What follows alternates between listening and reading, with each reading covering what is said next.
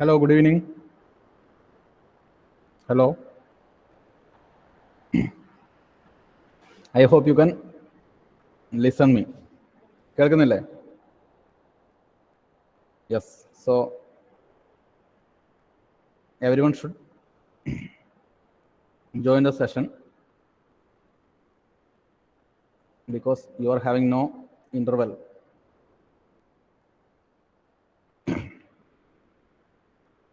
Okay, so we will continue from the point at which we have stopped during the last session. So here it is the tensile strength of plate that we are finding out. So in this situation, you will face two types of tensile failures in plate. But in detail, we will see regarding these two types in the design of tensile members during the second module. So here we are interested in the first type of tensile failure, which is the net section rupture. Net section rupture, which is occurring along the net sectional area. What is this net sectional area? Net sectional area is the sectional area which is passing through a bolt hole. And what about gross sectional area? Gross sectional area is the sectional area which is obtained while we are cutting along a line which is having no bolt holes. I hope it's understood. So gross sectional area will be the maximum possible area that we can obtain while we cut the main plate. And what about net sectional area? It is the minimum possible area that we obtain while we are making a cut. So along this net section, there will be rupture, tensile splitting. And what about along this cross section? Here, it will be yielding. It will yield. No chance of breaking because breaking will occur here. Chance of breaking will be here. But I'm not telling you it never breaks along this line. It will break definitely. But the probability of breaking is here and probability of yielding is here. So we are interested in net section rupture and gross section yielding only. And we are not interested in net section yielding and gross section rupture. Okay. That will also occur, but we are concentrating our studies in net section rupture and gross section yielding only. And the net section yielding and gross section rupture can also be found out by alternating the equation. But the value will be lesser. So automatically we will go for this.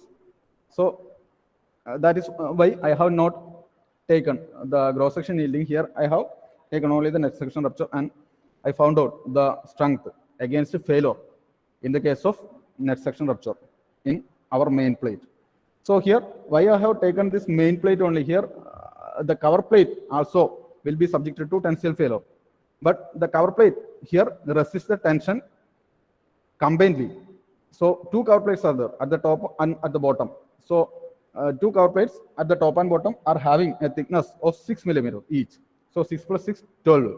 So that 12 will be having a combined action of resisting this tension. I hope it's audible and visible. Audible and visible alle. Still 27 students are only present. Audible, visible alle? Anyone? Yes.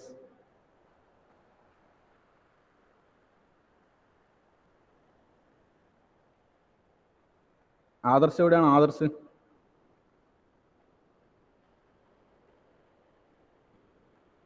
Adarsh സ്ഥലത്തില്ല. മറ്റ് ക്ലാസ്സുകളിൽ വരുന്നുണ്ടോ ആദർശ്? അതോ ഇതിൽ മാത്രമാണോ? Class തുടങ്ങിയിട്ട് ഇതുവരെ വന്നില്ല. No idea. Okay. So we found out the capacity of joint or capacity of the connection. Okay, capacity of joint and capacity of connection are same only. So that value we obtain as how much? 50 point something. അല്ലെ എത്രയായിരുന്നു value? ഓർത്ത് നോക്ക്. ഒന്ന് chat ബോക്സിൽ chat ചെയ്ത്. The value that we obtained was 57.73. അല്ലേ? 57.73 ആയിരുന്നില്ലേ? അല്ലേ? Which is the maximum among the strength of bolt and strength of plate. അല്ലേ? ഇതിൽ ഡൗട്ട് ഒന്നുമില്ലല്ലോ? If you are okay with this, then just comment on the chat box.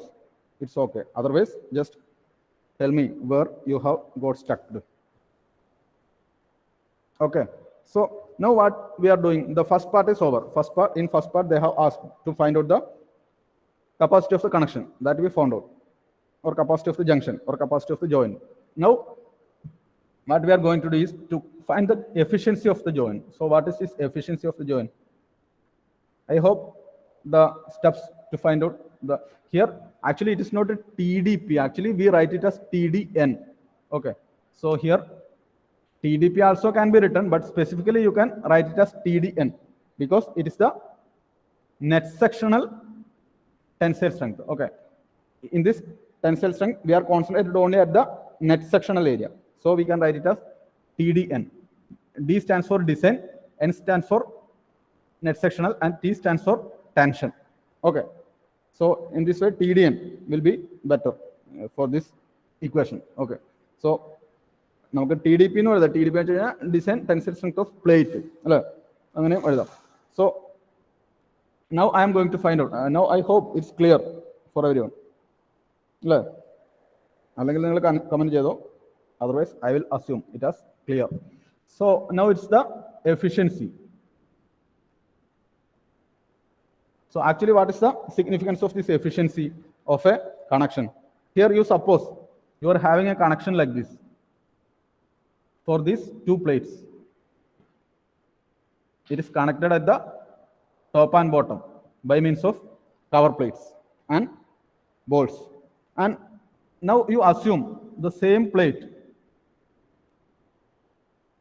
is provided like this without having any joint in between these two. So these two main plates were combined together just like a fused manner. Okay. In a fused way, these two plates are acting as a single unit. So at that time, this plate is capable of taking a value of tensile force. You should concentrate here carefully. Here, if these two plates were joined as a single unit, then it is capable of taking a value of tension. Here we are interested in the strength of the connection divided by strength of the individual plate. So I am repeating it. Once again, you have to observe. Here, the strength of the connection divided by strength of this individual plate will give you the efficiency of the joint. So if this joint is capable of taking as much as load as taken by this individual plate, then I can tell this joint is 100% efficient. I hope the concept is okay. Here, if this joint is capable of taking as much as load as taken by this main plate, then both of these are structurally equivalent. Okay, so both of these can take equal amount of load. So the joint is no longer considered as single plate, individual plates, but it's considered as single plate. So at that time it will be 100%, but practically it will not be possible. It will be always lesser compared to this strength of this one. അല്ലേ, നമ്മൾ മുറിച്ച് കൂട്ടിച്ചേർത്ത് കഴിഞ്ഞാൽ എത്ര പോയാലും നമുക്ക് ഒന്നായിട്ടുള്ളതിന്റെ strength കിട്ടൂലല്ലോ, കുറച്ച് കുറവായിരിക്കൂലേ. അപ്പോൾ അതുകൊണ്ട് തന്നെ എഫിഷ്യൻസി എപ്പോഴും എന്തായിരിക്കും? ലെസ് ദാൻ 100 ആയിരിക്കും. I hope this concept is clear for you. അല്ലേ, എഫിഷ്യൻസി എന്നുള്ള കൺസെപ്റ്റ് മനസ്സിലായില്ലേ? ക്ലിയർ ഉള്ളത്?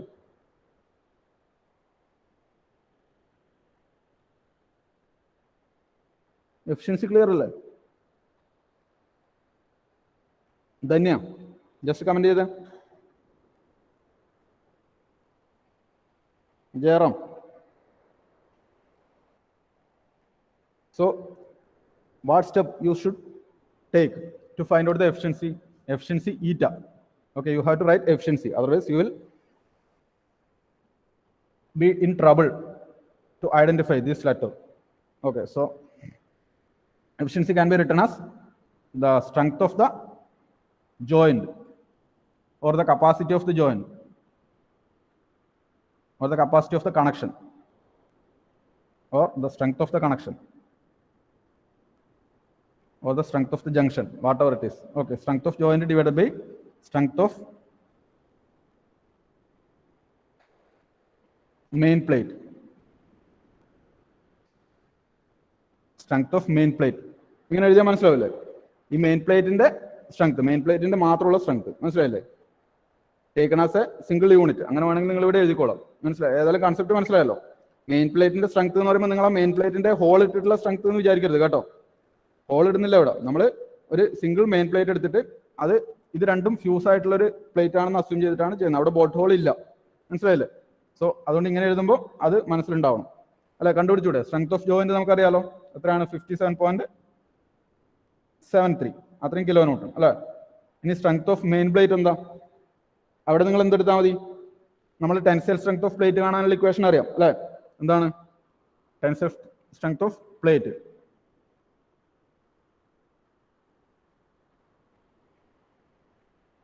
ടെൻസൈൽ സ്ട്രെങ്ത് ഓഫ് പ്ലേറ്റ് എങ്ങനെ കണ്ടുപിടിക്കാം? 0.9 into AN into FU by gamma M1. ഇതല്ല ഇക്വേഷൻ.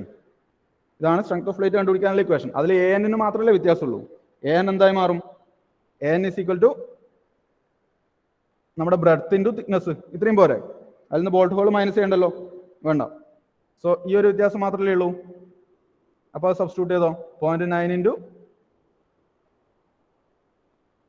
കാണുന്നില്ലേ ബോർഡ്? വലുതാക്കി എഴുതണ്ടല്ലോ. 0.9 into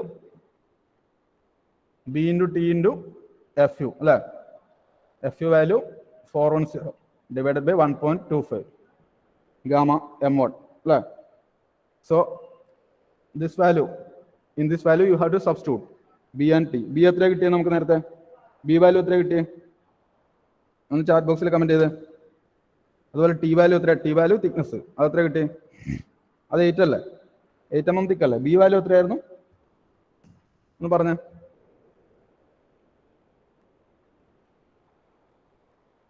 Anyone? How much it was B value? So we have taken 45 mm pitch അല്ലേ? 3 45 135 അല്ലേ? പ്ലസ് എഡ്ജ് ഡിസ്റ്റൻസ് എത്ര എടുത്ത്? 35 അല്ലേ? 35 30 എഡ്ജ് ഡിസ്റ്റൻസ് 30 ആയിരുന്നു അല്ലേ? 30 60 അപ്പം 195 അല്ലേ? 195 അല്ലേ കിട്ടിയത് ബ്രെഡ്ത്ത്? ഒന്ന് കമന്റ് ചെയ്യടാ. നിങ്ങൾ ചെയ്തുകൊണ്ടിരിക്കുന്നില്ല ഇത്? അല്ല വെറുതെ ഓഫ് ചെയ്ത് പോയോ?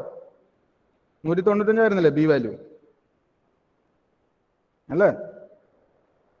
ഓക്കെ. So yes. സോ അത് സബ്സ്റ്റിറ്റ്യൂട്ട് ചെയ്യാം. അതോ കൺസെപ്റ്റ് പിടികിട്ടായിട്ടാണോ? എന്താണ് ചെയ്തതെന്ന് മനസ്സിലായില്ലേ ഇവിടെ? ഈ ഇക്വേഷൻ എങ്ങനെ വന്നു എന്നാണോ? ഇത് കോഡിലുള്ള ഇക്വേഷൻ ആണ് അല്ലേ? ടെൻസൈൽ സ്ട്രെങ്ത്തിന്റെ കണ്ടുപിടിക്കാനുള്ള ഇക്വേഷൻ കോഡിലുള്ളത് ഇതാണ്. നമ്മൾ VDSB VDPB അല്ലേ? ഡിസൈൻ ഷിയർ സ്ട്രെങ്ത് ഓഫ് ബോൾട്ടും ഡിസൈൻ ബെയറിംഗ് സ്ട്രെങ്ത് ഓഫ് ബോൾട്ടും കഴിഞ്ഞിട്ട് തൊട്ടടുത്ത പേജിൽ അല്ലേ? 75-ാമത്തെ പേജിലായിരിക്കും അല്ലെ ഇപ്പുറത്തെ ഭാഗത്തുള്ളത്. ജസ്റ്റ് നോക്കുക. നിങ്ങൾക്ക് കോഡ് ബുക്ക് ഹാർഡ് കോപ്പി കിട്ടിയിട്ട് ഞാൻ നിങ്ങൾക്ക് വളരെ ക്ലിയർ ആയിട്ട് പേജ് നമ്പറിലെ ഇക്വേഷൻ ക്ലോസ് എല്ലാം ഡീറ്റെയിൽ ആയിട്ട് എഴുതി തരാം. നിങ്ങളുടെ കയ്യിൽ ഹാർഡ് കോപ്പി ഇല്ലാത്തതാണ് ഇതിന്റെ ബുദ്ധിമുട്ട്. ആ ബുദ്ധിമുട്ട് എനിക്കുണ്ട്. നിങ്ങളോട് വെറുതെ പേജ് നമ്പർ പറഞ്ഞു കഴിഞ്ഞാൽ നിങ്ങൾക്കത് എവിടെയാണെന്നുള്ളത് ഐഡന്റിഫൈ ചെയ്യാൻ പറ്റില്ല. അതുകൊണ്ടാണ് ഇങ്ങനെ പറയുന്നത്. Okay. So anyway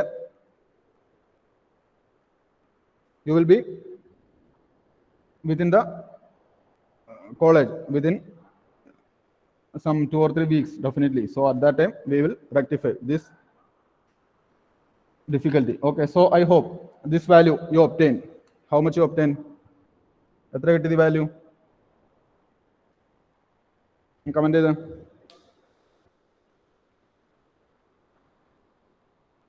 Vipin Raj.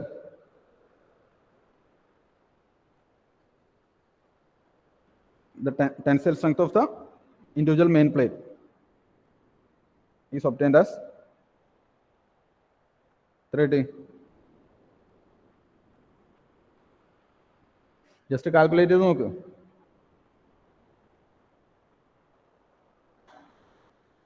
FU value you have to take 410 because here it is a FU, ultimate strength of plate, not the bolt. മനസ്സിലായില്ലേ? So how much you obtain? 100 point something കിട്ടും അല്ലേ? ഒന്ന് ചെയ്ത് നോക്ക്.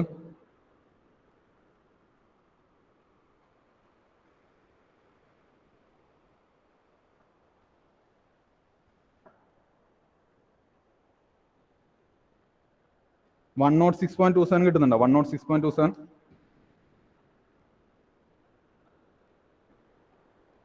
This much kilonewton.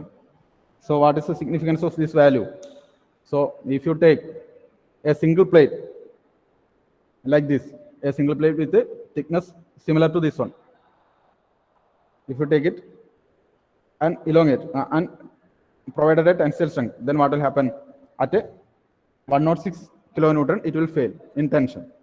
Okay, so that's the significance, and I have to substitute this value here, 106.27, and I will obtain it in percentage. Okay, so I have to multiply it with 100 in order to make it in percentage. അല്ലേ, ഇതിപ്പോൾ ratio ആണ് കിട്ടുക, ഇതിനെ 100 കൊണ്ട് multiply ചെയ്താൽ നമുക്കിത് പെർസെൻറ്റേജിൽ കിട്ടും അല്ലേ. ഇതിന് വേണമെങ്കിൽ 100 കൊണ്ട് മൾട്ടിപ്ലൈ ചെയ്യാം, എന്നിട്ട് പെർസെൻറ്റേജ് ആക്കാം. എഫിഷ്യൻസി നമുക്ക് ഫ്രാക്ഷനിലും പറയാം, പെർസെൻറ്റേജിലും പറയാം അല്ലേ. പെർസെൻറ്റേജിൽ പറയുമ്പോൾ നമ്മൾ ഇങ്ങനെയാണ് ചെയ്യാം. I hope this concept is okay. ഇത് ഓക്കെ ആണെന്ന് വിശ്വസിക്കുന്നു. ഇത് നിങ്ങൾക്ക് കംഫർട്ട് ഇല്ലേ? നിങ്ങൾ ഇല്ലെങ്കിൽ പറ, ശ്രേയ. ഇങ്ങനെ ചെയ്യുമ്പോൾ നിങ്ങൾക്ക് മനസ്സിലാവുന്നില്ലേ? അതോ ഞാൻ കാൽക്കുലേറ്ററിൽ വെച്ചിട്ട് ഫുള്ള് ചെയ്തിട്ട് ബോർഡിൽ എഴുതണം? നിങ്ങൾ കാൽക്കുലേറ്റ് ചെയ്യുന്നുണ്ടെന്നാണ് ഞാൻ വിചാരിക്കുന്നത്, ഇല്ലേ? ആ പറഞ്ഞോ വിപിലേഷ്, ഓക്കെ അല്ലേ? യെസ്, വാല്യൂ കിട്ടുന്നുണ്ടല്ലോ. സോ എത്രയാണ് നിങ്ങൾക്ക് പെർസെൻറ്റേജ് കിട്ടിയത്? 50% കിട്ടൂലേ? ആ ഈ ഇക്വേഷനിൽ പി ഇൻറ്റു ടി, അതെ ഇക്വേഷൻ ഇതല്ലേ, ഈ വാല്യൂ അല്ലേ? നമ്മളവിടുത്തെ പ്ലേറ്റ് കൺസിഡർ ചെയ്യാം. പ്ലേറ്റിന്റെ ബ്രെഡ്ത്ത് അല്ലേ, നമ്മൾ ബ്രെഡ്ത്ത് ഓഫ് ദ പ്ലേറ്റ് നമ്മൾ നേരത്തെ എടുത്ത പ്ലേറ്റിന്റെ അതേ ബ്രെഡ്ത്ത് ആണെന്ന് അസ്യൂം ചെയ്യുന്നു അല്ലേ. കാരണം നമുക്ക് അതേ ഈക്വലന്റ് ആയിട്ടുള്ള ഒരു പ്ലേറ്റ് കൂടെ കിട്ടണ്ടേ, അതിന്റെ അതേ ബ്രെഡ്ത്തും അല്ലേ. പിച്ച്, നമ്മൾ പിച്ച് എന്ന് പറയുന്നത് അതിന്റെ നമ്മളെ ടോപ്പ് വ്യൂ നോക്കാം. ഓക്കെ, ഇതിന്റെ ടോപ്പ് വ്യൂ നോക്കിക്കഴിഞ്ഞാൽ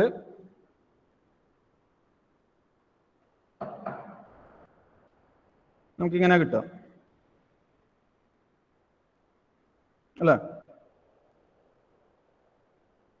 ഇങ്ങനെയാണ് ഇതിൽ ലോഡ് വരിക അല്ലേ. സോ നമുക്കിവിടെ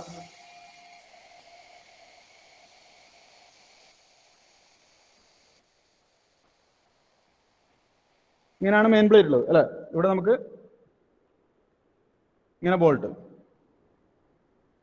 സോ ഇവിടെ നിങ്ങൾക്ക് നമ്മൾ കണ്ടുപിടിച്ച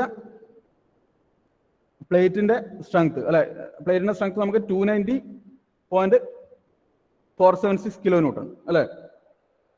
നമ്മുടെ tensile strength of this joint, ഈ ജോയിന്റിന്റെ ടെൻസൈൽ സ്ട്രെങ്ത് ഇത്രയും കിട്ടി അല്ലെ. സോ ഇതെന്ന് പറയുന്നത് ഇതിലെ ഇൻഡിവിജ്വൽ പ്ലേറ്റിന്റെ ടെൻസൈൽ സ്ട്രെങ്ത് ആണ്, ജോയിന്റിന്റെ ടെൻസൈൽ സ്ട്രെങ്ത് അല്ല, ഇൻഡിവിജ്വൽ പ്ലേറ്റിന്റെ ജോയിന്റ് സ്ട്രെങ്ത്, ടെൻസൈൽ സ്ട്രെങ്ത് അല്ലെ. സോ അത് നമ്മൾ കണ്ടുപിടിച്ചത് ഫുള്ള് നമ്മുടെ ഒരു ബ്രെഡ്ത്തിന് കറസ്പോണ്ടിങ് ആയിട്ടാണ് അല്ലെ. നമ്മുടെ ബ്രെഡ്ത്തിന്റെ കറസ്പോണ്ടിങ് ആയിട്ടുള്ള വാല്യൂ ആണ് അവിടെ കണ്ടുപിടിച്ചത് അല്ലെ. സോ അതുകൊണ്ട് തന്നെ നമ്മൾ ഇവിടെ എന്ത് ചെയ്യുന്നു, ഇവിടെ നമ്മൾ ഫുള്ള് ബ്രെഡ്ത്ത് ഇവിടുന്ന് ഇവിടം വരെയുള്ള ഡിസ്റ്റൻസിന് കറസ്പോണ്ടിങ് ആയിട്ടുള്ള ഒരു ഇൻഡിവിജ്വൽ പ്ലേറ്റ് തന്നെ അസ്യൂം ചെയ്യണം. മനസ്സിലായില്ലേ? നമ്മൾ അവിടെ പെർ പിച്ച് ലെങ്ത് ആണ് കണ്ടുപിടിക്കുന്നതെങ്കിൽ, ഒരു പിച്ച് ലെങ്ത്തിന് മാത്രമാണ് നമ്മൾ കണ്ടുപിടിക്കുന്നതെങ്കിൽ, നമ്മൾ നേരത്തെ പറഞ്ഞ പോലെ ഇതാ ഇങ്ങനെ ഒരു പോർഷൻ ഇത് മാത്രം കൺസിഡർ ചെയ്തിട്ട് നമുക്ക് എന്ത് ചെയ്യാൻ വേണ്ടി പറ്റും, നമുക്ക് അതിന്റെ മാത്രം ടെൻസൈൽ സ്ട്രെങ്ത് കണ്ടുപിടിക്കാം. മനസ്സിലായില്ലേ? സോ അങ്ങനെ കണ്ടുപിടിക്കുമ്പോൾ നമുക്ക് എന്ത് കിട്ടും, നമുക്കിവിടെ ഇത്രയും പോർഷന്റെ മാത്രം എന്ത് കണ്ടുപിടിച്ചാൽ മതി, ഇത്രയും പോർഷന്റെ മാത്രം ടെൻസൈൽ സ്ട്രെങ്ത് കണ്ടുപിടിച്ചാൽ മതി. സോ അത് കണ്ടുപിടിക്കുമ്പോൾ നമ്മൾ എന്ത് ചെയ്യാം, ഇത്രയും പോർഷൻ മാത്രം വരുന്ന ടെൻസൈൽ സ്ട്രെങ്ത് വരുമ്പോൾ നമ്മൾ ഇവിടെ ഈ 195 പകരം നമുക്ക് എന്താ ഒരു പിച്ച് ലെങ്ത് മാത്രം മതി. ഒരു പിച്ച് ലെങ്ത് വരുന്നത് എങ്ങനെയാണ്, നമ്മൾ ഇതിന്റെ സെന്ററിൽ നിന്ന് ഇതിന്റെ സെന്ററിലേക്കുള്ള റീജിയൻ അല്ലെ. ആ റീജിയൻ എന്ന് പറയുമ്പോൾ എന്തായിരിക്കും, അതൊരു പിച്ച് ലെങ്ത് തന്നെ ആയിരിക്കും വരിക, ഇവിടെ വരെയുള്ള ഡിസ്റ്റൻസ്. നിങ്ങൾക്ക് അങ്ങനെയും ചെയ്യാം, എങ്ങനെയും ചെയ്യാം. നമുക്ക് മീനിങ് സെയിം തന്നെയാണ്. അതായത് നമ്മളിവിടെ ഇതിന്റെ സെന്ററിൽ നിന്ന് ഇതിന്റെ സെന്ററിലേക്ക് എടുത്തു, ഒരു ഇൻഡിവിജ്വൽ ബോൾട്ട് മാത്രം വരുന്ന രീതിയിൽ അല്ലെ. അപ്പൊ നമ്മളിവിടെ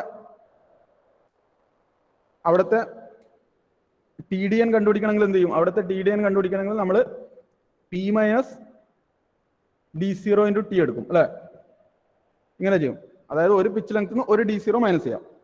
ഒരു പിച്ച് ലെങ്ത് എന്ന് വെച്ച് കഴിഞ്ഞാൽ ഇതിന്റെ സെന്ററിൽ നിന്ന് ഇതിന്റെ സെന്ററിലേക്കുള്ള ഡിസ്റ്റൻസ് അല്ലെ, അതിൽ നിന്ന് ഒരു D0 മാത്രമേ അതിനകത്ത് വരുന്നുള്ളൂ അല്ലെ, ഒരു ബോൾട്ട് ഹോൾ മാത്രമേ അതിൽ വരുന്നുള്ളൂ. അപ്പൊ നമ്മൾ എന്ത് ചെയ്താൽ മതി, P - D0 T ചെയ്ത് കഴിഞ്ഞാൽ നമുക്ക് എന്ത് കിട്ടും, AN കിട്ടും അല്ലെ. ഇവിടെ AN വാല്യൂ അങ്ങനെ കിട്ടും. അതിലെന്ത് ചെയ്യുക, ഇക്വേഷൻ സബ്സ്റ്റിറ്റ്യൂട്ട് ചെയ്യുക, AN × FU divided by gamma M1. ആ രീതിയിൽ നമുക്ക് ഇത് ചെയ്യാം അല്ലെ. അപ്പൊ നമുക്ക് ഇവിടെ എന്ത് കിട്ടും, പെർ പിച്ച് ലെങ്ത്തിലുള്ള നമ്മുടെ നെറ്റ് സെക്ഷൻ റപ്ചറിന്റെ സ്ട്രെങ്ത് കിട്ടും. അതേപോലെ നമുക്ക് ഇവിടെയും ഇത് അപ്ലൈ ചെയ്യാം അല്ലെ. ഇവിടെ നമ്മൾ എന്ത് ചെയ്യാം, ഇതിന് പകരം നമുക്ക് P വാല്യൂ കൊടുക്കാം അല്ലെ. P × T കൊടുക്കുവാണെങ്കിലോ എത്ര വാല്യൂ കിട്ടും നോക്ക്. സോ അവിടെ നമുക്ക് P വാല്യൂ, നമ്മുടെ P വാല്യൂ എത്രയാണ്, 45 അല്ലേ. സോ 45 × തിക്നെസ് T, നമ്മൾ ഇത്രയും പോർഷൻ മാത്രം കൺസിഡർ ചെയ്യുമ്പോൾ അത് എത്രയായിരുന്നു, 8 അല്ലെ. അത് ചെയ്ത് നോക്ക്. സോ അത് ചെയ്യുമ്പോൾ എത്രയാണ് വാല്യൂ, അത് ചെയ്യുമ്പോഴാണ് നിങ്ങൾക്ക് ഈ വാല്യൂ കിട്ടുന്നത്. ജസ്റ്റ് ചെയ്ത് നോക്ക്. ഓക്കെ, ഇത് ചെയ്യുമ്പോഴാണ് 106 കിട്ടുന്നത് അല്ലേ. ചെയ്ത് നോക്ക്, സബ്സ്റ്റിറ്റ്യൂട്ട് ചെയ്ത് നോക്കുക. 106. ഓക്കെ, 45 × 8 106. ഓക്കെ, ഇത് ചെയ്യുമ്പോഴാണ് നിങ്ങൾക്ക് ഈ വാല്യൂ കിട്ടുന്നത് അല്ലേ. അപ്പൊ നിങ്ങൾ ബ്രെഡ്ത്ത് ഫുൾ എടുക്കണമെന്നില്ല, നിങ്ങൾ എന്ത് ചെയ്താൽ മതി, ബ്രെഡ്ത്ത് ഫുൾ എടുത്തു കഴിഞ്ഞാൽ നിങ്ങൾക്ക് കിട്ടുന്നത് എന്തായിരിക്കും, ഇവിടുത്തെ ഫുൾ പ്ലേറ്റിന്റെ ടെൻസൈൽ സ്ട്രെങ്ത് ആയിരിക്കും. മനസ്സിലായില്ലേ. ഫുൾ പ്ലേറ്റ് നമ്മൾ ഒരു ഇൻഡിവിജ്വൽ പ്ലേറ്റ് ആക്കി അസ്യൂം ചെയ്യുന്നു എന്ന് വിചാരിച്ച് ചെയ്യുമ്പോൾ കിട്ടുന്ന സ്ട്രെങ്ത് ആയിരിക്കും നമുക്കൊന്ന് കിട്ടുക. ഫുള്ള് ഇവിടെ B വാല്യൂ എടുത്ത് ചെയ്യുമ്പോൾ കിട്ടുക. മനസ്സിലായില്ലേ. ഇനി നമ്മൾ ഇവിടെ P വാല്യൂ എടുക്കുകയാണെങ്കിൽ നമുക്ക് പെർ പിച്ച് ലെങ്ത്തിലുള്ള എന്ത് കിട്ടും, പെർ പിച്ച് ലെങ്ത്തിലുള്ള ടെൻസൈൽ സ്ട്രെങ്ത് കിട്ടും. Tensile strength of plate per pitch length. അപ്പോൾ ഇവിടെ നമ്മൾ പെർ പിച്ച് ലെങ്ത് എന്ന് എഴുതാം. മനസ്സിലായില്ലേ, പ്ലേറ്റ് പെർ പിച്ച് ലെങ്ത്. ഈ പെർ പിച്ച് ലെങ്ത് എന്നുള്ള കൺസെപ്റ്റ് നിങ്ങൾക്ക് മനസ്സിലായിട്ടുണ്ടാവും അല്ലെ. അതായത് നമ്മൾ ഇതിന്റെ സെന്റർ തൊട്ട് ഇതിന്റെ സെന്റർ വരെയുള്ള ഡിസ്റ്റൻസ്. സോ ആ ഡിസ്റ്റൻസിൽ ഒരു ബോൾട്ട് ഹോൾ മാത്രമാണ് വരുന്നത്. അപ്പൊ നമ്മൾ എന്ത് ചെയ്യുന്നു, നമ്മൾ ഇവിടെ ചെയ്തതുപോലെ എന്ത് ചെയ്യുന്നു, P - D0 × T ചെയ്താൽ മതി. മനസ്സിലായില്ലേ. P - D0 വരാൻ കാരണം ഒരു പിച്ച് അതുപോലെ ഒരു ബോൾട്ട് ഹോൾ. സോ ആ പിച്ചിന് ആ ബോൾട്ട് ഹോൾ മൈനസ് ചെയ്താൽ കിട്ടുന്ന വാല്യൂ. സോ ഇവിടെ വരുമ്പോഴോ അത് ഒരു പിച്ച് × അതിന്റെ തിക്നെസ്. മനസ്സിലായില്ലേ. സോ അപ്പൊ നമുക്ക് ആ ഒരു സ്ട്രിപ്പിന്റെ മാത്രം എന്ത് കിട്ടും, ഇത് നമ്മൾ നേരത്തെ പറഞ്ഞ പോലെ നമുക്കിപ്പോൾ 4 അല്ല, നമുക്കൊരു ഇൻഫിനിറ്റ് നമ്പർ ഓഫ് ബോൾസ് ഉണ്ടെന്ന് വിചാരിച്ചോ. സോ അങ്ങനെ വരുമ്പോൾ നമുക്ക് എന്ത് ചെയ്യാൻ വേണ്ടി പറ്റും, നമുക്കതിന്റെ എണ്ണത്തിൽ പ്രസക്തി ഇല്ല അല്ലെ. So we are not interested in the number of balls coming in the bolt line, just we are interested only in a strip which is having an individual bolt hole. മനസ്സിലായില്ലേ. സോ ആ efficiency വരുമ്പോൾ നിങ്ങൾ അങ്ങനെ തന്നെ എടുത്തിട്ട് ചെയ്യാം. മനസ്സിലായില്ലേ. അപ്പോൾ അടുത്തെടുത്തിട്ട് ചെയ്ത് കഴിഞ്ഞാൽ കിട്ടുന്ന വാല്യൂ കൂടുതലായിരിക്കും. സോ അവിടെ നമുക്ക്, അപ്പൊ ചുരുക്കി പറഞ്ഞാൽ ഇത്രയേ ഉള്ളൂ. ഇവിടെ ഇനി നമുക്ക് ഒരുപാട് ഇവിടുത്തെ നമ്പർ ഓഫ് ബോൾട്ടിന്റെ വാല്യൂവിൽ എന്തില്ല, ഇതിന് സിഗ്നിഫിക്കൻസ് ഇല്ല. സോ നമുക്കിവിടെ ഒരുപാട് ബോൾട്ടുകൾ ഉണ്ടെങ്കിലും നമ്മൾ എന്ത് സംഭവിക്കും, എഫിഷ്യൻസി സെയിം തന്നെ ആയിരിക്കും അല്ലേ. സോ നമ്മളിവിടെ P വാല്യൂ സബ്സ്റ്റിറ്റ്യൂട്ട് ചെയ്യുമ്പോൾ, ഇവിടെ പിച്ച് വാല്യൂ സബ്സ്റ്റിറ്റ്യൂട്ട് ചെയ്യുമ്പോൾ efficiency will be same even if we are adding the number of holes in the bolt line. മനസ്സിലായില്ലേ. കാരണം നമ്മൾ പെർ പിച്ച് ലെങ്ത്തിലുള്ള എഫിഷ്യൻസി കണ്ടുപിടിക്കുമ്പോൾ എന്ത് ചെയ്താൽ മതി, നമ്മൾ P വാല്യൂ എടുത്തിട്ട് ചെയ്താൽ മതി. ഇപ്പൊ അണ്ടർസ്റ്റുഡ് അല്ലേ. അപ്പൊ നമ്മൾ ഇവിടെ എന്ത് ചെയ്യാം, 45 സബ്സ്റ്റിറ്റ്യൂട്ട് ചെയ്യാം, പിച്ച് ലെങ്ത് സബ്സ്റ്റിറ്റ്യൂട്ട് ചെയ്യാം. ഓക്കെ, ഇവിടെ കിട്ടിയാ. Yes, okay okay. അത് പിച്ച് വാല്യൂ ചെയ്യാതെ കറക്ഷൻ ഉണ്ട്. അത് നമ്മൾ എന്ത് ചെയ്യാം, B വാല്യൂ എടുക്കാതെ P വാല്യൂ എടുത്തിട്ട് ചെയ്യാം. അണ്ടർസ്റ്റുഡ് അല്ലേ. ഷഫ്ന ഫാത്തിമ, ഇവിടെ കിട്ടിയാ എഫിഷ്യൻസി ഓഫ് ദ ജോയിന്റ്, ഈ കണക്ഷന്റെ efficiency. I hope it's understood. മനസ്സിലായില്ലേ വിപിൻ, അണ്ടർസ്റ്റുഡ് അല്ലേ. Jayaram, 19 only 18 students are present.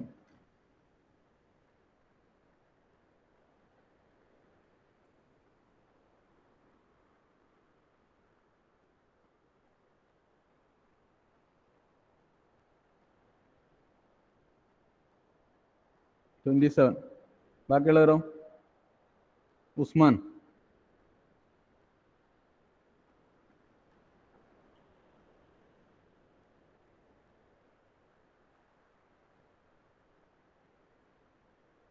yes. So we will move on to, so this is the answer for the, so നമുക്ക് പെർസെൻറ്റേജ് എത്ര എഫിഷ്യൻസിയാണ് കിട്ടുക, efficiency in percentage we obtain as 57.73 divided by 106.27 അല്ലേ. എത്ര കിട്ടുന്നത്, value 54.32 അല്ലേ, 54.32. Yes, okay, very good. we can find the efficiency of joints. ഈ efficiency എല്ലാം ചോദിക്കാൻ ചാൻസ് ഉള്ള ക്വസ്റ്റ്യൻസ് ആണ്. അതെ, അപ്പം ഞാൻ ആദ്യം പറഞ്ഞിട്ടുണ്ട് ഈ മോഡ്യൂളിന് ബോൾട്ടിന്റെ കേസിൽ അല്ലെ, ഈ മോഡ്യൂളിനെ രണ്ടായിട്ട് സ്പ്ലിറ്റ് ചെയ്യാം, രണ്ടിന് ഈക്വൽ വെയിറ്റേജ് അല്ലെ, ബോൾട്ടിനും വെൽഡിനും. സോ ബോൾട്ടിന്റെ കൺസെപ്റ്റ് നമുക്ക് ഒരു ക്ലാസ്സും കൂടെ കൊണ്ട് തീർക്കാം, എന്നിട്ട് വെൽഡിലേക്ക് കടക്കാം. So here in weld also we will find the problems as important as that in bolt. So here in bolt there is a chance of 4 types of questions. ഏതെല്ലാം ടൈപ്പാണ് ചോദിക്കുക?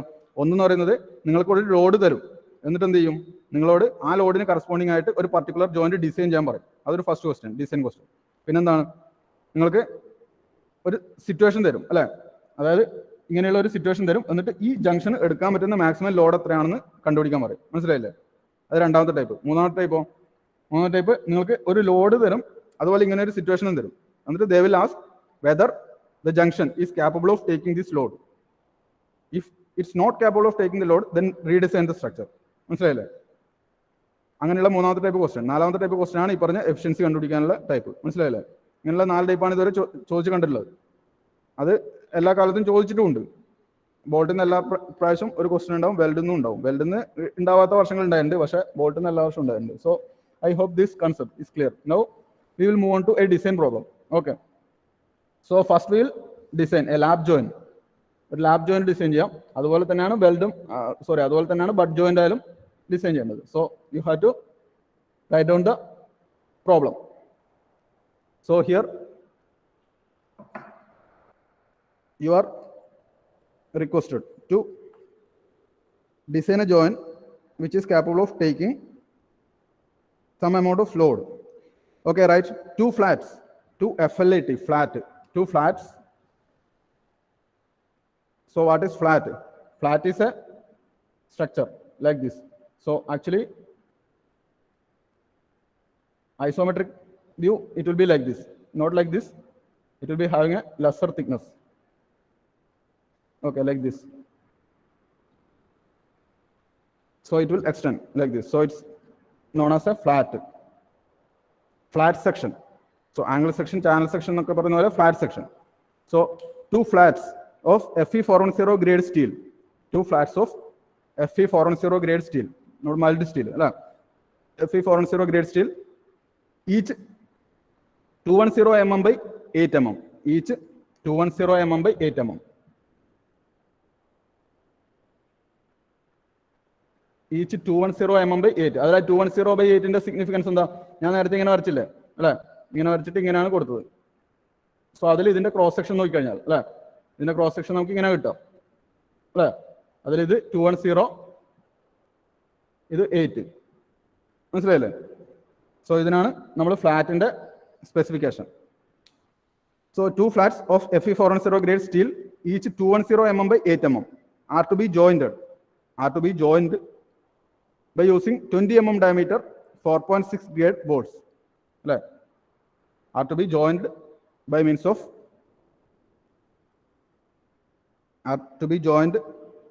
using 20 mm diameter 4.6 grade boards as a lap joint. Ashraf question എഴുതുന്നില്ലേ? As a lap joint.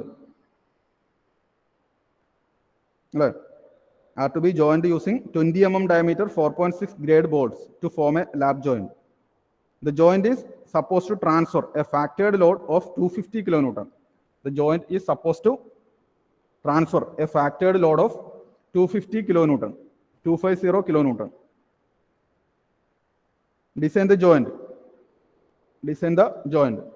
Question കിട്ടിയില്ലേ?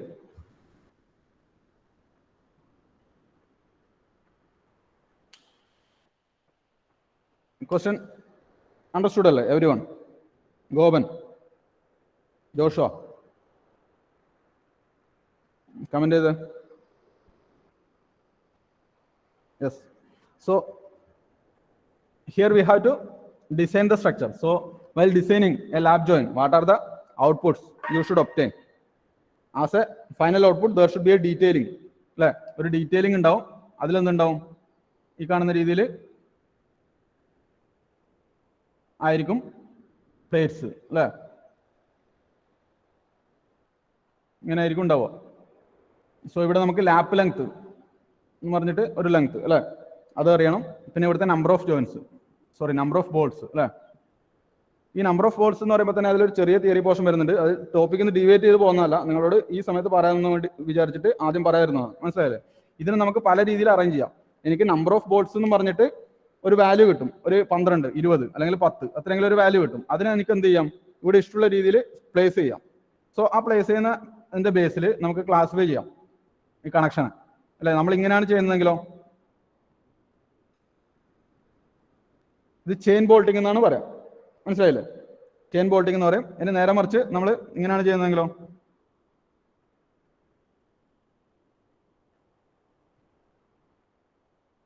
അല്ലെ, ഇത് രണ്ടും തമ്മിൽ വ്യത്യാസമില്ല. So here it goes on like this, here it goes on like this അല്ലെ. ഇതിനെ നമ്മൾ സ്റ്റാഗേർഡ് എന്നാണ് വിളിക്കുക, സ്റ്റാഗേർഡ് അല്ലെ. ഈ വാല്യൂവിനെ നമ്മൾ സ്റ്റാഗേർഡ് പിച്ച് എന്നൊക്കെ വിളിക്കും. ഇത് സ്റ്റാഗേർഡ് പിച്ചാണ്, മനസ്സിലായില്ലേ? ഈ വാല്യൂ ഇവിടെ പിച്ച് ഏത് തന്നെയാണ്, pitch centre to centre distance between bolt holes അല്ലേ. സോ പിച്ച് എന്ന് ഉദ്ദേശിക്കുന്നത് ഇങ്ങോട്ടുള്ള വാല്യൂ ആണ്. കാരണം നമ്മൾ യൂഷ്വലി ഇങ്ങനെ ആയിരിക്കും ലോഡ് കൊടുക്കുക അല്ലേ. സോ അങ്ങനെ കൊടുക്കുന്ന സമയത്ത് ഇവിടെ നിന്ന് ഇങ്ങോട്ടേക്കുള്ളത് പിച്ച് വാല്യൂ എന്ന് നമുക്ക് ഇങ്ങനെ എടുക്കാം. ഇതിനാണെങ്കിലും നമുക്ക് ഗേജ് എന്നല്ല വിളിക്കുക, സ്റ്റാഗേർഡ് പിച്ച് എന്നാണ് വിളിക്കുക അല്ലേ. കാരണം ഇതിനെ നമുക്ക് വെർട്ടിക്കലായിട്ട് പറയാൻ പറ്റില്ല, ഇതൊരു സ്ലാൻഡ് സ്ലോപ്ഡ് ആണ്. അപ്പൊ ഇതിനെ നമ്മൾ സ്റ്റാഗേർഡ് പിച്ച് എന്ന് വിളിക്കും. മനസ്സിലായില്ലേ? കോഡിലുണ്ടത്. സോ അത് ഞാൻ കോഡ് ബുക്കിൽ കാണിച്ചു തരാം. So anyway here it is A staggered pattern and also we can do another type which is known as diamond അല്ലെ. ഡയമണ്ട് എന്നുള്ള രീതിയിൽ ചെയ്യാൻ വേണ്ടി പറ്റും. അതെങ്ങനെയാണ്?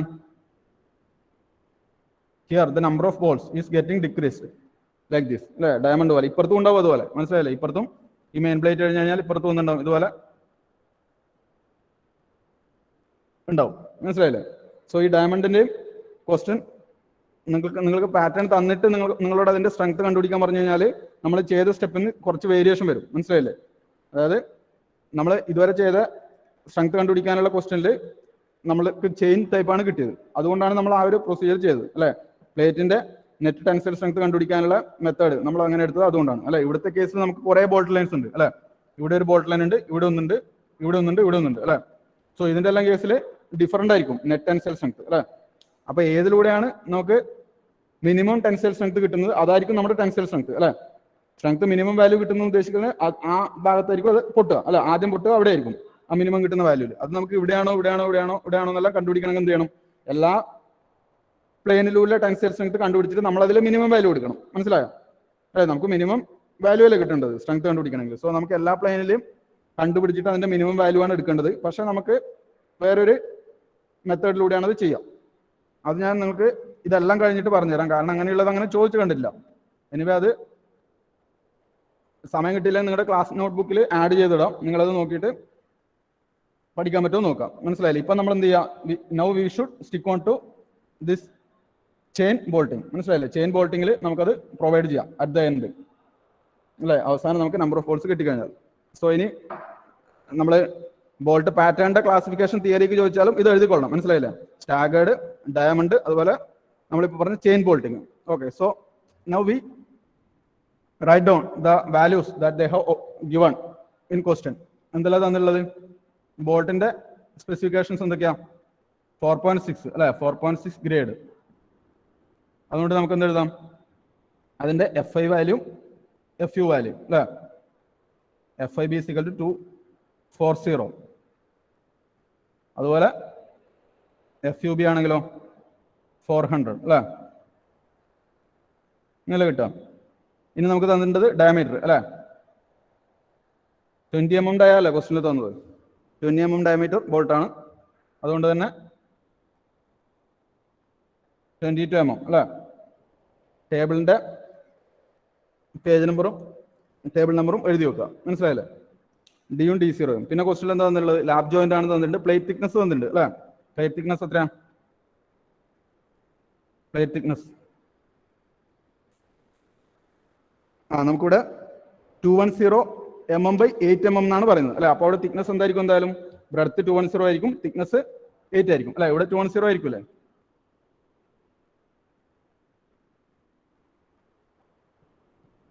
ഇതിൽ ഡൗട്ട് ഒന്നുമില്ലല്ലോ. Thickness 8 mm.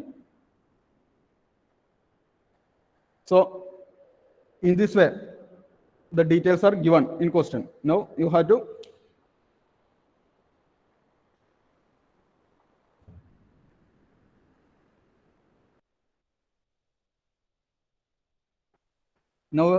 design. So for a lap joint you have to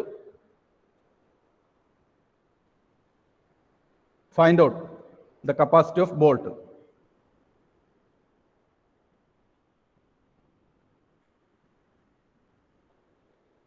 At first, so here the shear capacity and bearing capacity individually you can find out. So in equation